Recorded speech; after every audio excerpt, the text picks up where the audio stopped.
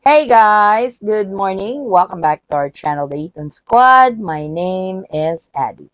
So for today's video, pag-usapan natin ang pagtaas ng mga fees sa NAIA Airport pa sa taong 2025. Nako, mukhang magmamahal na talaga ang pamasahe, parking rate, at iba pang mga expenses na binabayaran mo kung ikaw ay bumabiyahe.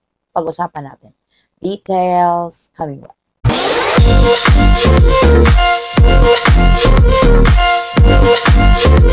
So eto na nga, magtataasan ang mga fees sa NAIA para sa taong 2025.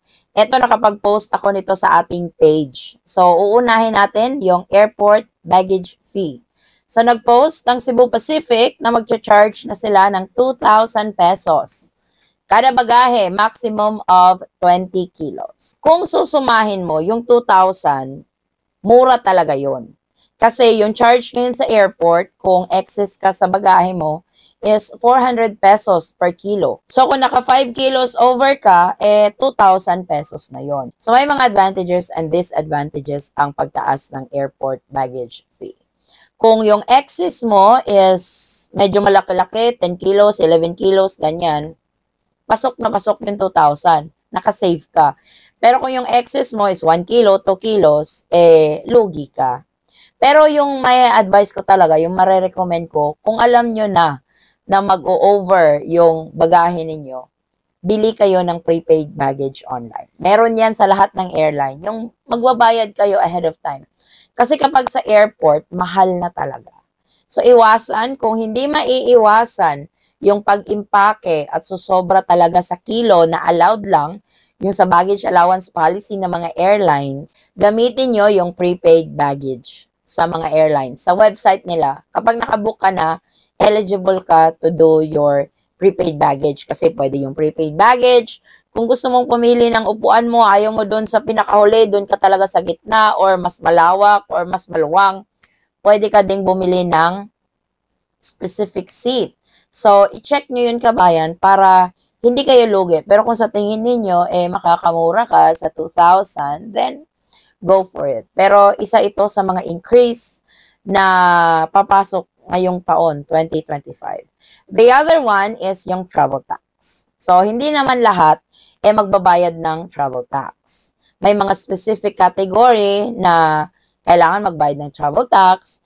May mga specific period of stay sa Pilipinas na magre-require sa'yo to pay for travel tax. Pero kung magbabayad ka ng travel tax, may increase na 1.30% na charge kung ang ibabayad mo is card.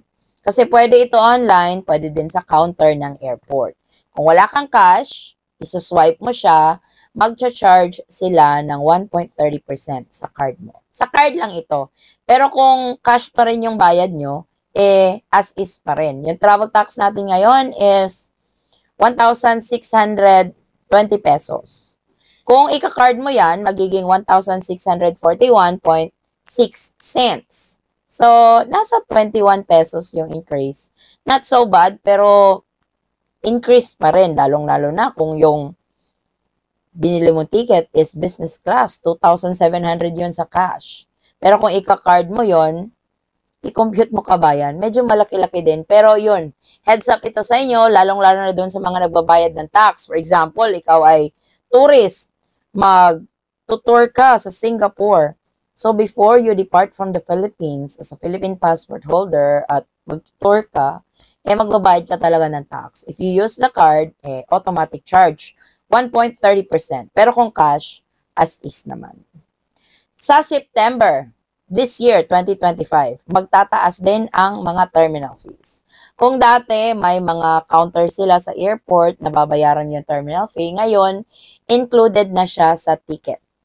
So, huwag kayong magtaka kung medyo may kataasan yung mga ticket ninyo dahil sa parating na terminal fee increase sa September 2025.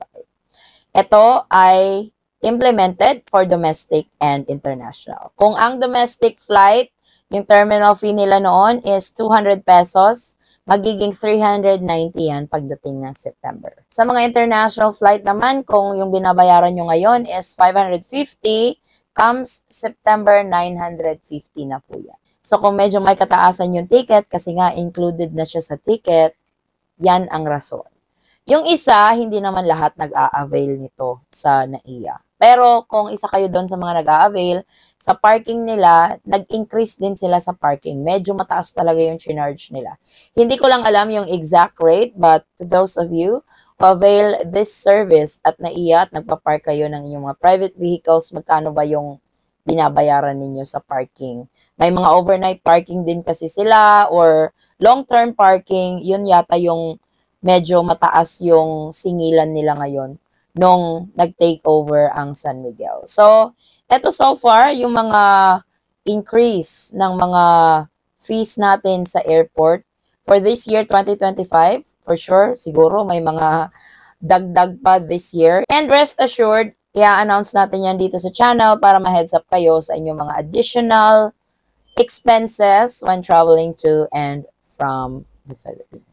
So ano sa tingin ninyo, makatarungan ba ang mga pagtaas ng fees sa airport? Me as a traveler, I don't mind it at all. Pero, dapat makuha ko din yung serbisyo na binayaran ko.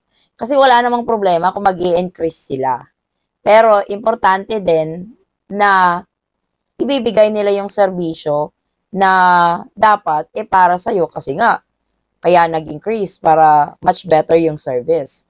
Pero kung nag-increase as is pa rin or naging malala, hindi fair yon sa mga pasahero. So, dapat pantay. Nag-increase ka ng fee, but the service should be outstanding. Kaya, heads up kabayan, ito yung mga tataas na fees sa NAIA this 2025.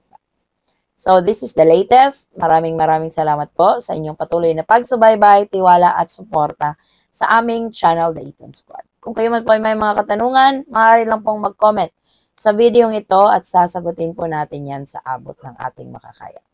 Muli kabayan, ako'y nagpapasalamat at nawayan yung biyaheng pamuntang Pilipinas man ay maging smooth, hassle-free at stress-free. Magkita-kita po tayo sa ating susunod na travel update. Stay safe, stay healthy, and God bless everyone.